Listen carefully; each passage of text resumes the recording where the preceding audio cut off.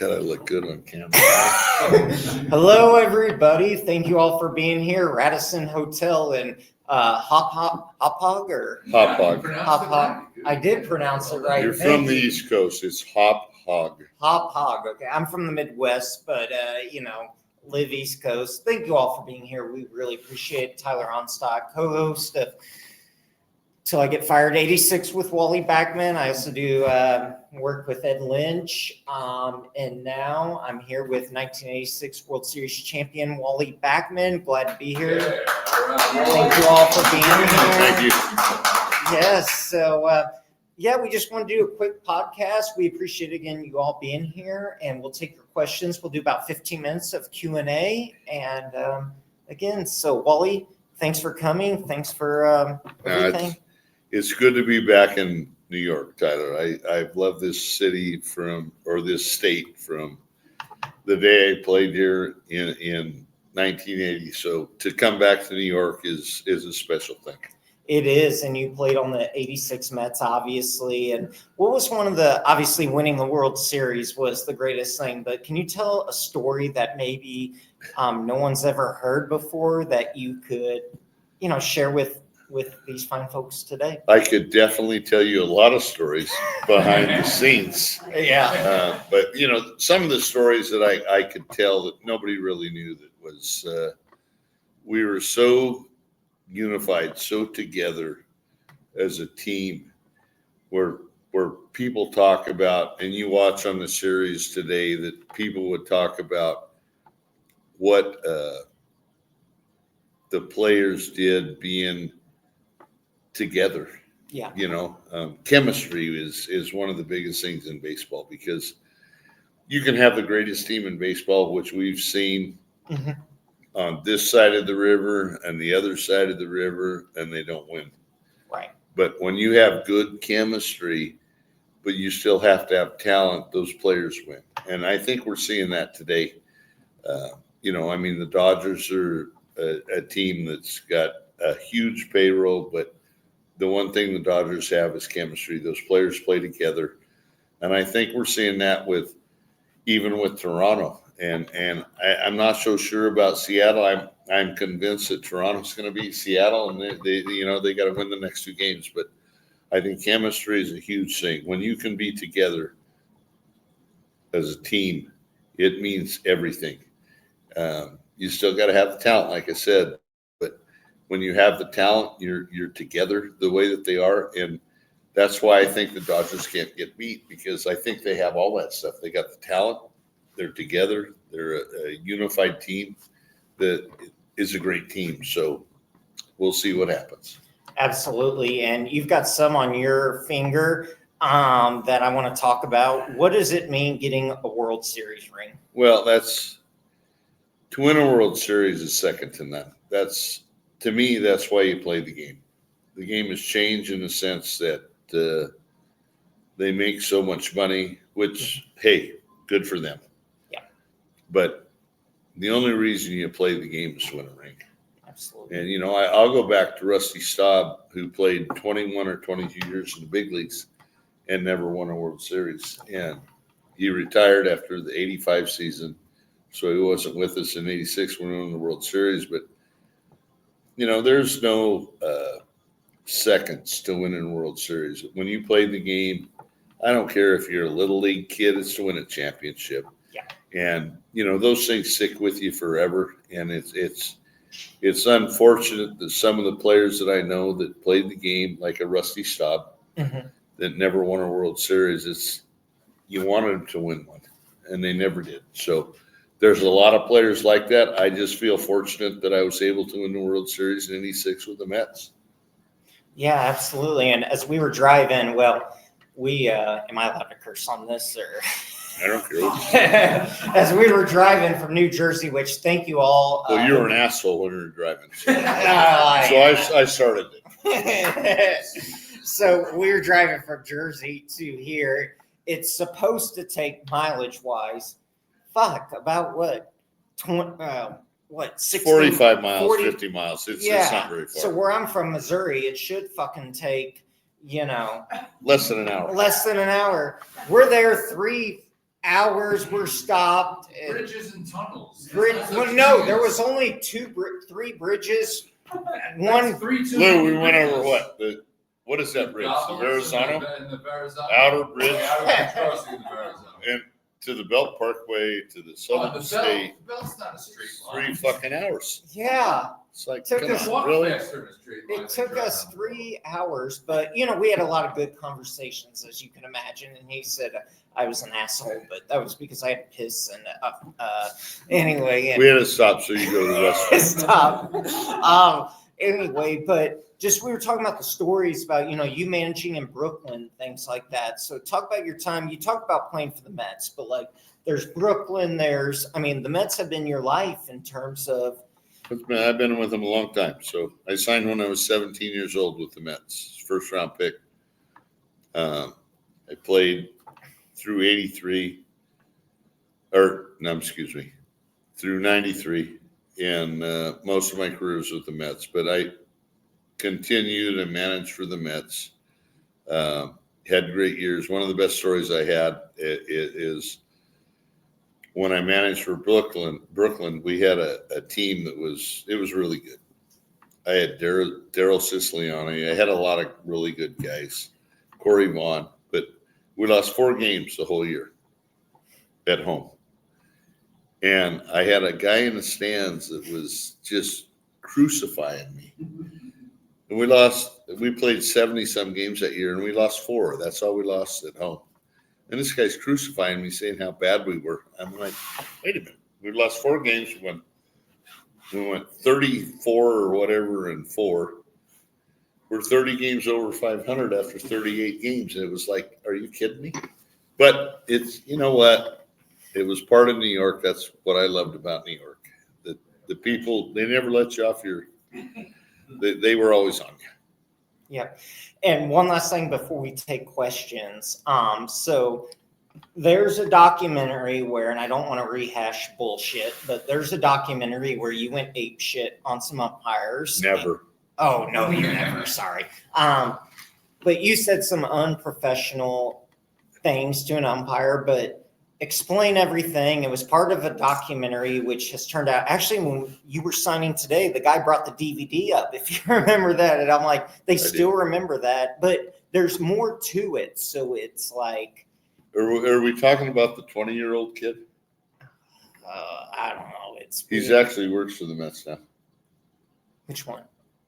The one that I told him. Oh, no, you're talking about Mike Janela. No, so, okay. That's in a second. So anyway, that's a follow-up. But no, the guy today in Jersey that brought up the DVD from when you threw the bats and balls and shit on the field, which shit, you had done it before, It wasn't the first time. Yeah, it wasn't the first time. But, that's what you were known for. But there was so much more to that. But talk about like that, documentary and all that and how that kind of, I guess, got you back into baseball because you had taken 2 years off and then. Well, it didn't really get me back into baseball. It was, so what they did was it was going to be a 3-week thing where they put a microphone on you and they everything was live.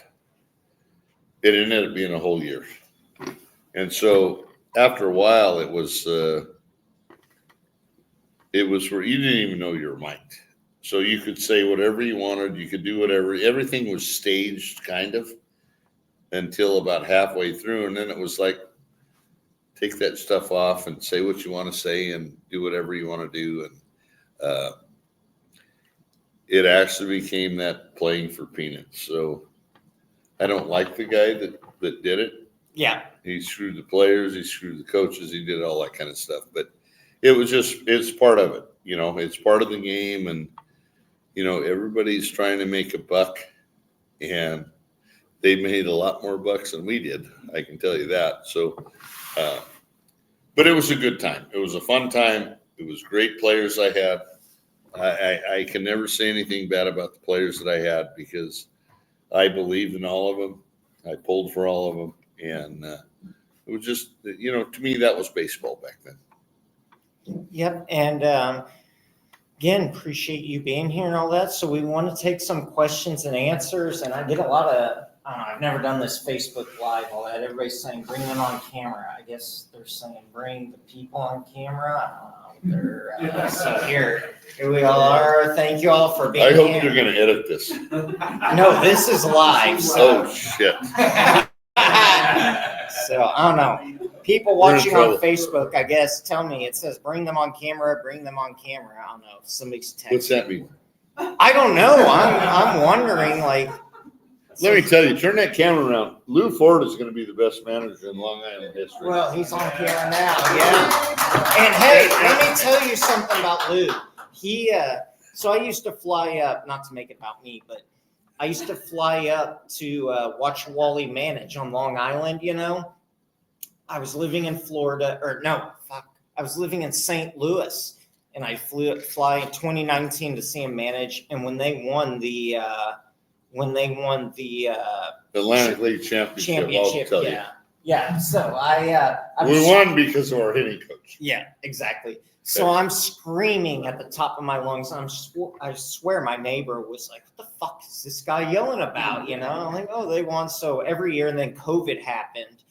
And then the year after all that, and I was fly up every opening day for games, but I got to see that man right there set the Long Island Ducks, what was it, hitting record, whatever, and I was right behind Hits record, all that stuff. Yeah, He so- said it all. Yeah, so Lew's 100 years old, but he was the man. yeah, Let me tell you another story. okay, Just a short one. Yeah. So the other guy that's sitting beside him, Mike Moore, yep, he was the radio guy when I was in New Britain the year before I came Yep, to yep. the Ducks. So this guy, I stayed at the, and he did too. We stayed at the Best Western Hotel, right? okay, Nice hotel, free breakfast, all that kind of stuff, everything you want. So we get to the hotel one night about 4:00 in the morning, and I go to the front desk. He says, Wally, we don't have room for you. I said, what? So they had set me up. You know the story. They set me up, and I'm like, and I don't care who we're talking to. I'm 66, so I don't care. I said, what the fuck are you talking about? I said, I got no room. And they says, no, we don't have room for you. Well, they set me up. So I could tell you other stories about different things that we did to each other. But he caught me. He got me. He's one of the only people that's ever caught me thinking, what, I got to stay in the clubhouse tonight?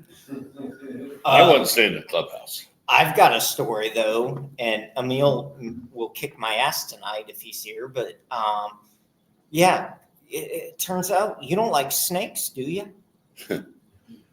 No, you ever put a steak in front of me, I'll shoot you in the head. Well, No, I don't like snakes. I'd rather come face to face with a grizzly bear. than a Well, snake. And it could be a garden snake. so Emil's the I got bit, by a rattlesnake. well, I mean, we all get bit by snakes at some Yeah, point. the But rattlesnake. I got bit by a rattlesnake. And so, I'm telling you what, it's not. They hurt. It hurts. so Emil is the clubhouse manager for the Ducks. Great guy, and He's an asshole too. well, I'm an asshole, but I'm still here. So, For now. anyway, so he goes, yeah, you wanna fuck with Wally? I said no. And he goes, you wanna fuck with Wally? I said, okay. He goes, put a fucking rubber snake in front of Wally and see what happens. And I haven't done that yet. I still like No, it, don't but I should have done that. Hey, But Lou knows. Lou knows. Let me tell you. Rick Tomlin put a rubber snake in my drawer, and the drawer it's the desk, which Lou has now, is 150 years old, but it probably weighs 3,000 pounds. Oh, so And I older- kicked the drawer when I seen the snake. I couldn't go out to third base. That might have been the first time Lou went out to third base, so I couldn't walk. So it's older than the Resolute desk, right? Oh no, it's old. Okay. Same desk, Lou. Same desk. Same desk. There's still snakes in it too. Yeah, I know. Well, I don't want to see it. Shit. So before we get to Q&A, last question here, Wally. Obviously you said New York, special place, but one last thing. What makes playing in New York, and we were talking, you've never really the gathering, I've got a lot of friends who play New York, but you've never really played in New York until you've been booed. Can you tell a story about being booed, or is that a thing? Like you've never played New York? No. Everybody gets booed in New York. So I was here for 9 years. I got booed when I pulled a hamstring. I got thrown out in a double play, and I never got thrown out in double plays because I could run as Lew could run. And they didn't know that I was hurt. But when you have 55,000 people boo you in a game, you know it. There's no question about it. So, but New York is what it is. It's the best fans, the best people, the best. They're the smartest fans in baseball. So, and I really do believe that. I'm not just saying that to be on whatever we're on. But they are the smartest people in baseball. They know the game. They know sports. So it's important. I mean, there's certain people. Mike Morris doesn't know the game. There's certain people in New York that don't know the game. But Lew's one of them, and Lew's one of the best coaches that they've had out here. Yeah. Awesome. Well, appreciate your time, Wally. And we want to take some questions here for however long. I mean, you guys paid to be here, so we appreciate it. So ask away. Appreciate it. Shit, I'll start. I don't have a question, but I'll tell you a story about Game 5 of the NLCS. I'm in 6th grade. I'm 11 years old. WDLI, major radio station here in Suffolk County, was doing like 6th call. I get tickets to a Mets postseason game. Right. I'm 11. I'm calling every freaking day. Busy. My 6th grade teacher, Ms. Scholl, says, call 10 minutes early, it'll ring, and eventually they'll pick up. And they did. It was trivia. Who's the first Mets pitcher to get a win? I'm 11. All I do is eat, breathe, sleep Mets. I'm watching that 25th anniversary VHS over and over again. Jay Hook, 9th game of the year against the Cardinals, I think, over the Pirates, actually. All right, you won. Great. How old are you, kid? 11. I'm all fucking excited.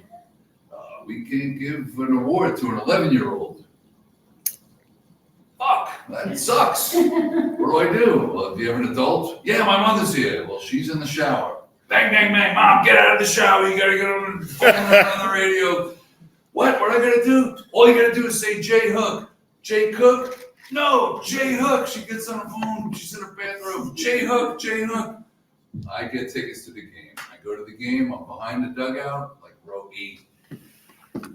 Freaking Darryl hits a home run off Nolan Ryan, a laser beam shot. Nolan Ryan, Doc Gooden, you can't get a better pitcher's duel than that. No. That's Game 5. Doc pitches into the 10th inning, and you scored a winning run. Gary, who's struggling, came through, man. Like, I will never forget that. Everything about it. And it got rained out like the day before, too. Correct, yes. And like that's like We were so unified, I think, that it didn't matter. When we won, I guess it was Game 5 or Game 6, and then it was the rain out. The players we were stuck. And like, there's no chance anybody's going to beat us.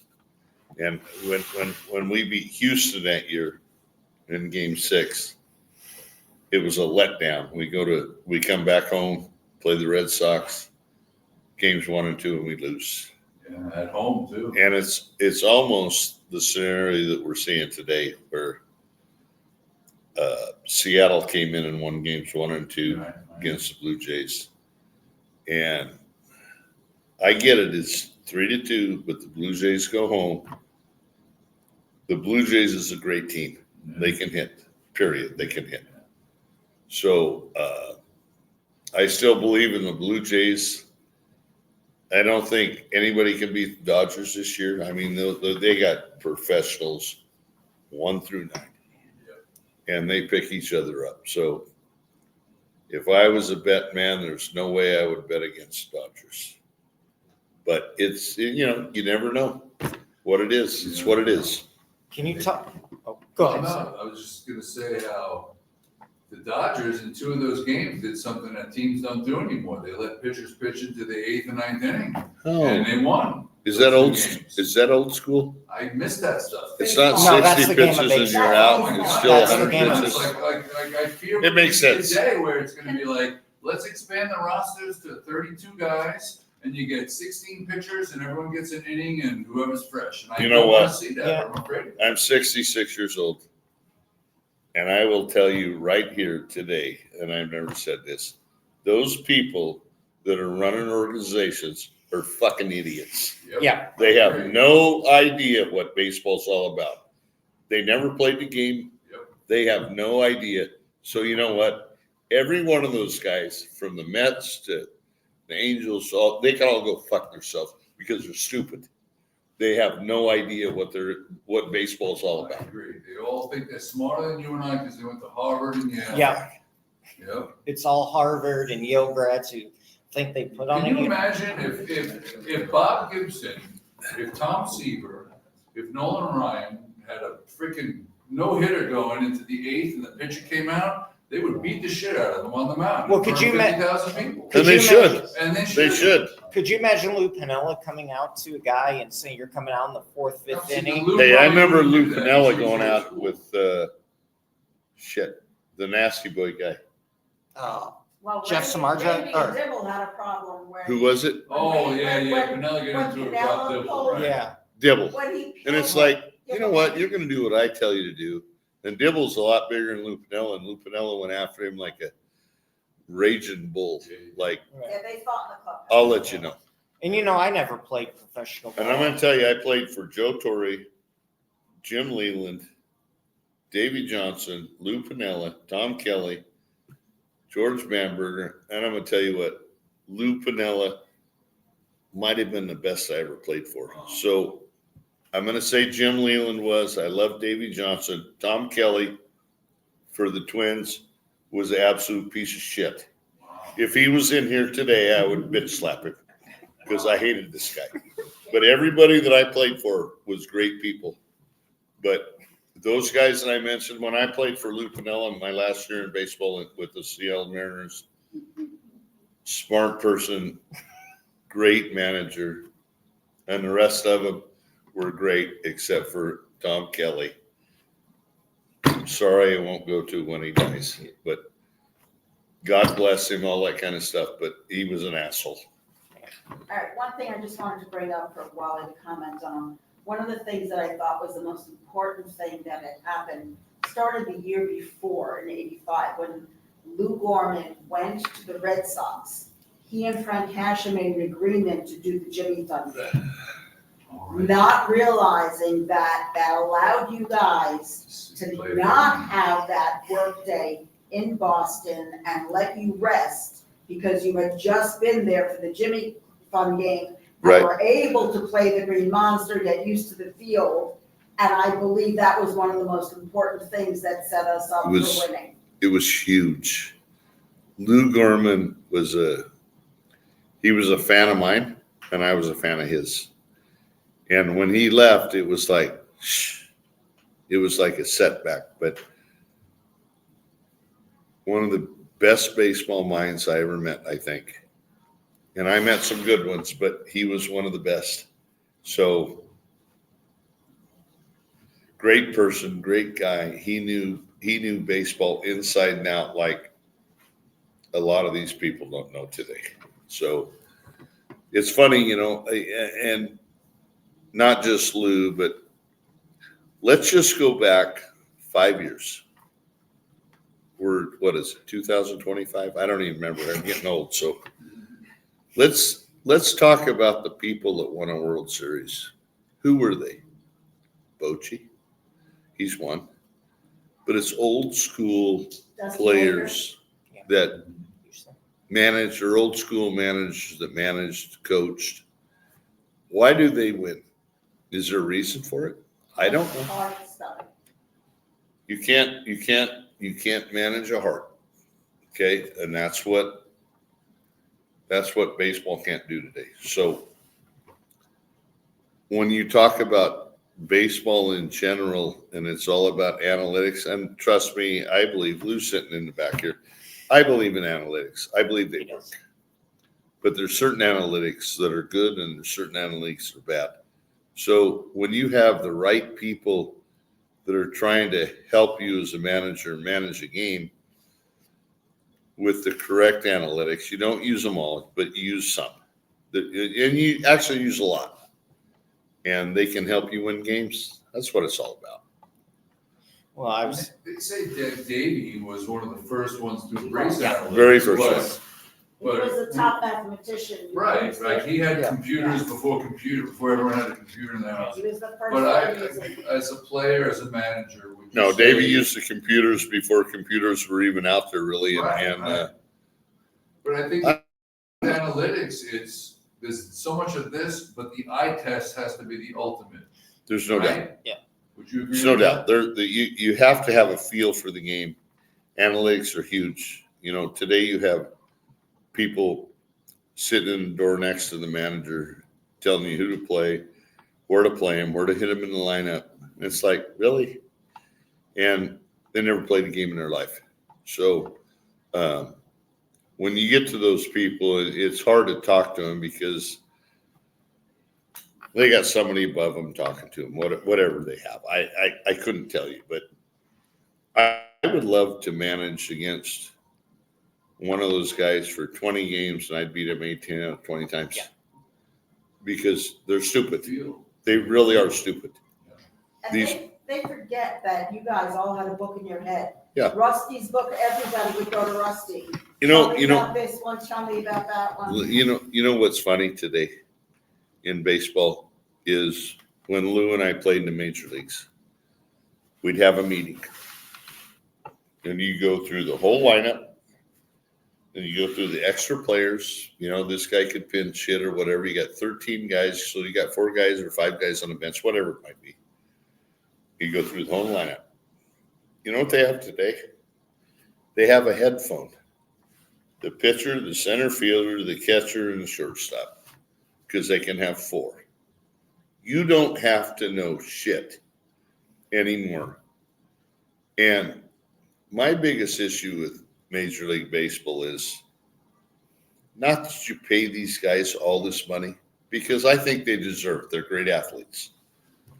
But when you can't remember 9 different things that I learned when I was in 3rd grade about whatever I had to learn that day, and you can't remember 9 different players throughout a game, you got to have a headphone in your ear and learn how, and catcher's got to tell you what the pitch is without giving a sign, so you can't steal a sign from second base, which is unethical in Major League Baseball, but they do that. I've managed in winter ball, so I've watched it.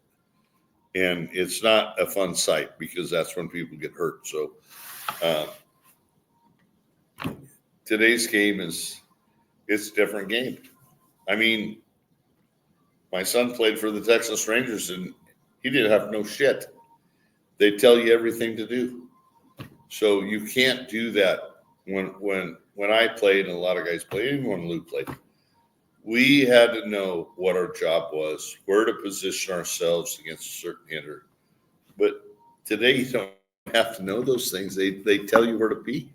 So you're not my point is to the whole thing, you're never accountable for what happens because people are putting you in a position to be in the right position, but they're not putting you in a position to succeed or fail because then it's their fault. So that's what it is. Would you say Yeah. it's also then because of the technology, these players aren't building instincts that people like you had?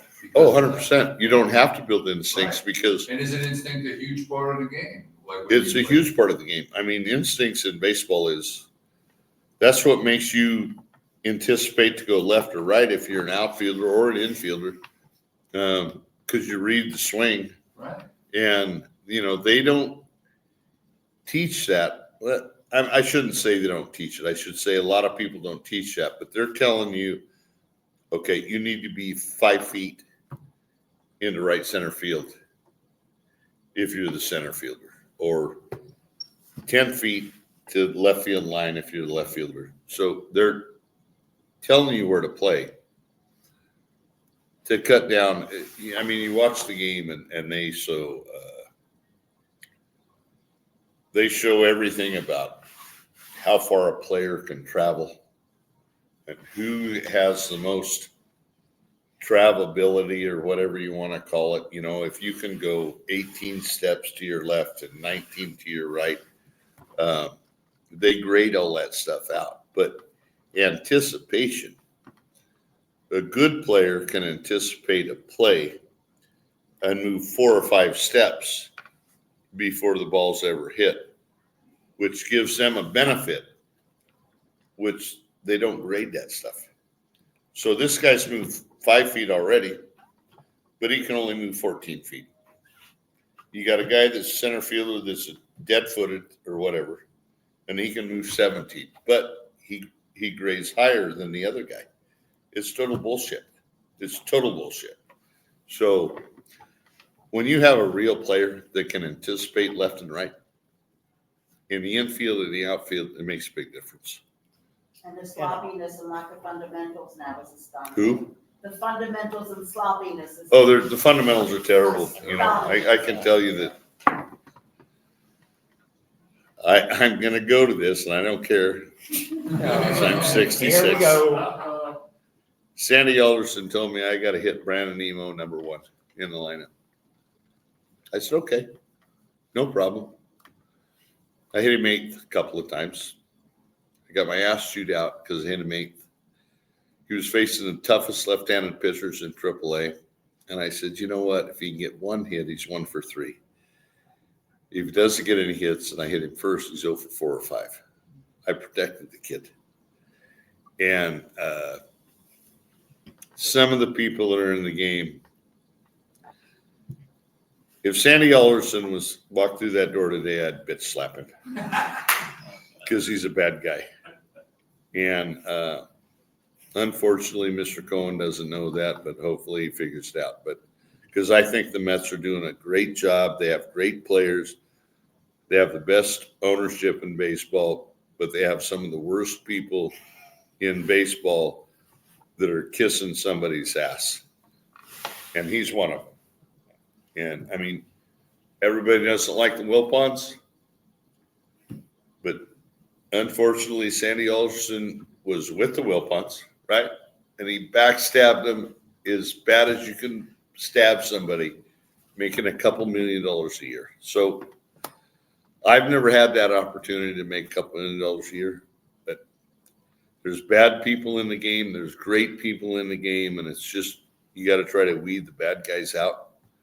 And unfortunately, he's been one that's weeded out. And the last story I'll say is I can remember when Jacob deGrom went to the big leagues from AAA, and it was the only time that they called me, him and Terry. And Terry and I are great friends still.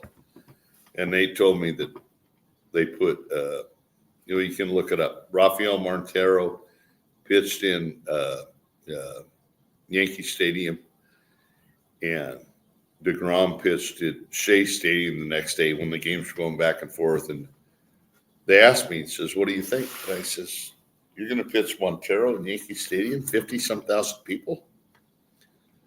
Then they called him up for AAA. I says, I don't know. He's got a 3rd grade education, and that's fact. And they were going to pitch deGrom at Chase Stadium, and they did. He won the game, pitched 6 innings, whatever he did. And they called me. It's the first time they called me and says, we're going to put deGrom in the bullpen. And I said, are you fucking crazy? This might have been my loss to the Mets. And I said, are you crazy? I said, the guy's a high-maintenance guy. He's a starting pitcher. And I told him, and they know I told them, that he might win the Cy Young someday. And you know what? The rest is history. So they can all kiss my ass. So you were talking about, too, about like the range and all that. You can't even find batting averages anymore. And I didn't play professionally. You know, I was fortunate to be part of a very, very successful college team. But someone I know who played was a teammate of yours. I won't name names, but he said, unless you can shove a GPS up someone's ass, I really don't want to hear about his defensive range. I really don't. And to be honest, it's like until you've really put on that uniform, which, like I said, I did a little bit at the college level, but it's like you don't know you can sit behind a computer all day, but the computer's not going to tell you if a girlfriend broke up with you the night before, you're hungover or whatever, you know? Lew played center field. Yeah. And I would ask Lew this question. When you see the pitch Mm-hmm. and you started to see the swing, were you already moving? Yeah. See, they don't do that anymore. It's like you're stationary and it's how many feet you can go. It's not how many feet you've already moved to get to the position to catch the ball. And that's what's bad about baseball. That's one of the bad analytics about baseball. Yeah. It's not how far you can move, it's how far you did move. So, you know, it's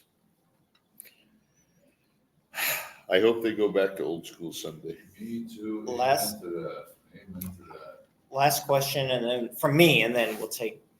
I don't people want a have last more. question for me. Yeah, I know. Not to put you on the spot. Are you going to manage again this year?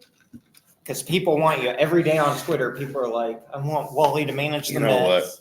The only problem with managing this year is if I come back east, I gotta beat my fucking best friend. Lew. So, and it would be a fight. Yeah. So I think people want to see it though. no, I'm probably gonna come back somewhere. Might not be to this league because I need Lew to win. Yeah, of course. He's got a winning record, big time. Yeah. So it could happen. Any other questions? I just wanted to ask you again that, because my father is watching a night game with him this year, and he said that they were going, upcoming next year, that they were going to go to an electronic polling. No. Balls and strikes. Yeah. ABS. It could be. Electronic balls and strikes. You know what? I'm going to tell you what.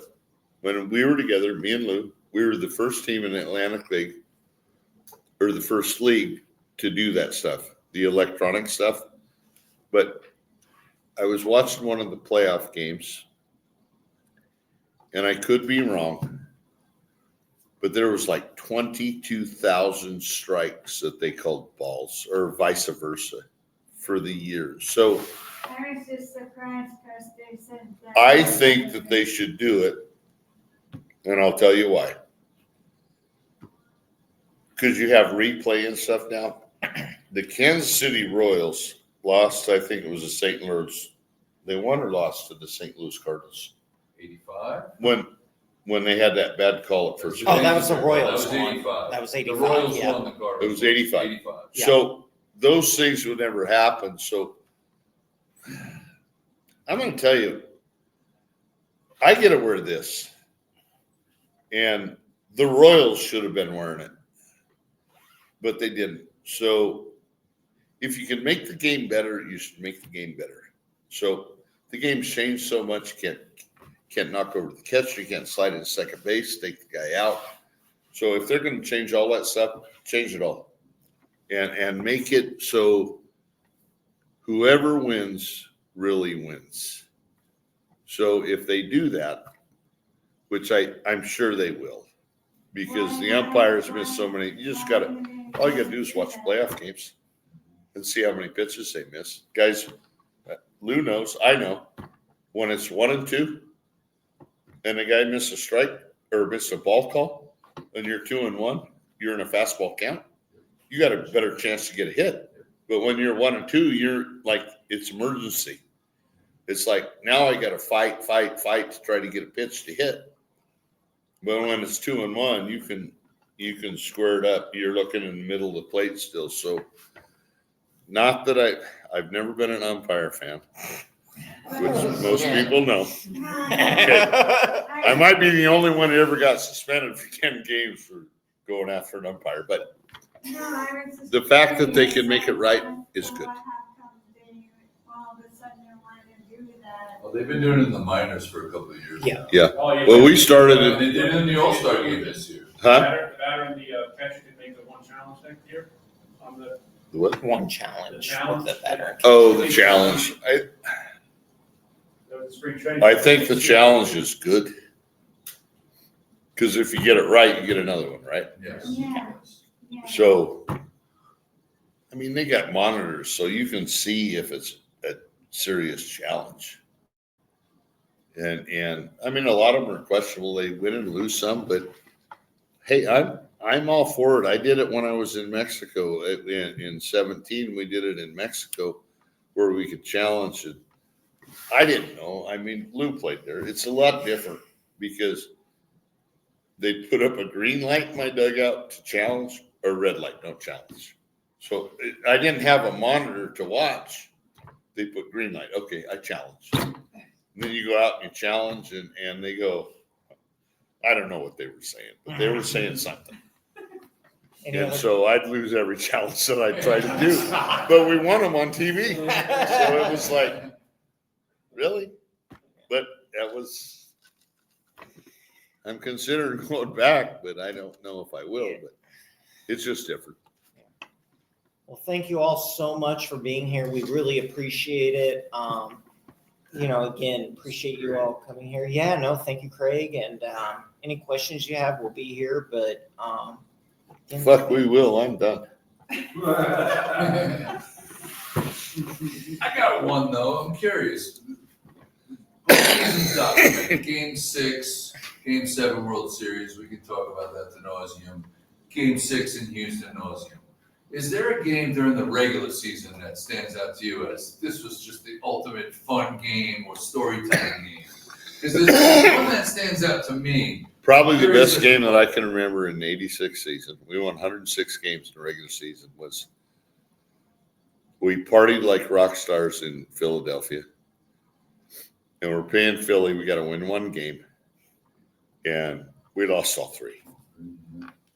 But Kevin Mitchell went down the left field line, got a ball barehanded. Just jumped up, got it barehanded like it was nothing. And that's probably one of my most memorable. I was like, are you fucking kidding me? That guy just cut that ball. Line drive, bullet. Guy hit down the line. He jumped up, got it barehanded. And that's the most memorable game during the season.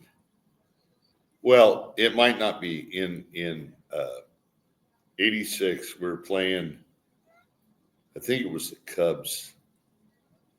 And the guy hit me a ground ball in the 9th inning for the 3rd out. And I will tell you, there was 10,000 people over the seats, over the thing. And I had to throw the ball to first base to Keith Hernandez. I thought I was throwing a fucking dart because I knew if I didn't throw it to him and I threw it away, I had 10,000 people that were going to kick the shit out of me. So, and you know who was warming up in the bullpen for the Cubs in that game? Eddie, My friend Ed Lynch. He was in. it was good times. Yeah. I couldn't say anything bad about baseball. I can say, My favorite regular season game was against the Reds. Dave Parker drops the fucking fly ball in and right field. I remember. the fight breaks out. Ray Knight Snatched. punches Eric Davis in the face. Next thing you know, Gary Carter's playing. Who didn't third. go out in the Ed fight? Hearn's Who did behind not the go plate. out in the fight? I'm sorry? Who did not go out in the fight?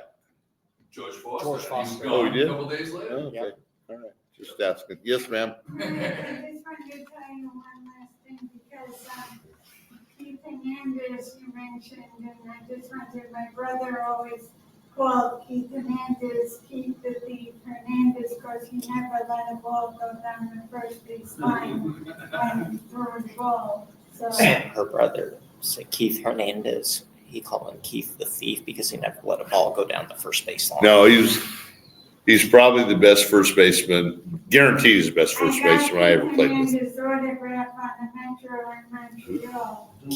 Keith Hernandez. Yeah. No, he was. Keith used to tell me play straight up the middle. I'd like, what? He says, I got this side. You just take the balls away from the guy's head and get base hit up the middle. It worked. He was right.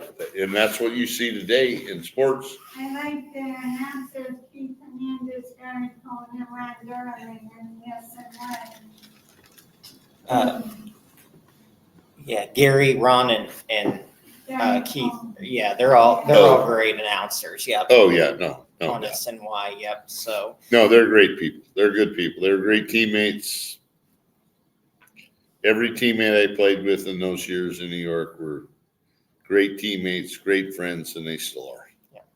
And this is why we love New York. Great people, great. Well, you're from Jersey, so you're a piece of No, shit. I'm from fucking Missouri, but I'm you know, yeah. Where the fuck is Missouri? In the middle Is that by Minnesota? 2 states south. The But only other Met player I missed though on the team was Gary Carter, and he had passed away. What's that? talking about Gary Carter, which, Oh, Gary was the perfect human being. I mean, a very love-lost teammate, but if anybody said anything bad about Gary Carter, I'd hit him with a bat. So probably one of the greatest human beings I ever met. I still have photos of them in my apartment. yeah. No, that's, I didn't know Gary, but he was definitely, from everybody I've talked to, he was a great teammate. We hated Gary. You know why we hated Gary as a team? Because he was the last guy on the bus when we were traveling, and he signed every autograph that somebody asked him for. That's the only reason we hated Gary. It was like, get on the fucking bus, Gary. Let's go to the hotel so we can have a drink. There's football. I got 5 more. I got his photograph on the subway in Montreal. My oldest brother graduated McGill University, and my father saw Keith Hernandez and Ron Darling when he was just starting, and Mike Torres as well. And If I could go back, I got all of their I'm orders. 66, so if I could go back 40 years, he would be my idol. Mike Torres. 100%. Because if I could live the life that Gary lived with his family and all that kind of stuff, I would do it in a New York second. That's how good a person he was. And speaking of New York, Speaking of New York, I'm appreciate fucking it. tired of seeing you. I know you are. We appreciate you all. We appreciate Who's calling me? Give me your one. son. Thank you all so much. Waldo, I'm just finishing up here. Okay, bye. Thank you all so much. We appreciate it. Wally, thanks again for letting me. I know you're gonna, yeah. Appreciate it. Lew Ford, thanks for chiming in all that. And Lou's gonna get in trouble if this goes on the thing. well, it is going on the thing. Mike Phelps. Mike Phelps. But it's not like it's excused. It's not. I don't care if the other guy gets fired. Thank you all. Appreciate Well, we it. hope, Wally Backman. we hope we see some 86 40th anniversary shit this Yes, year. there will we be. might.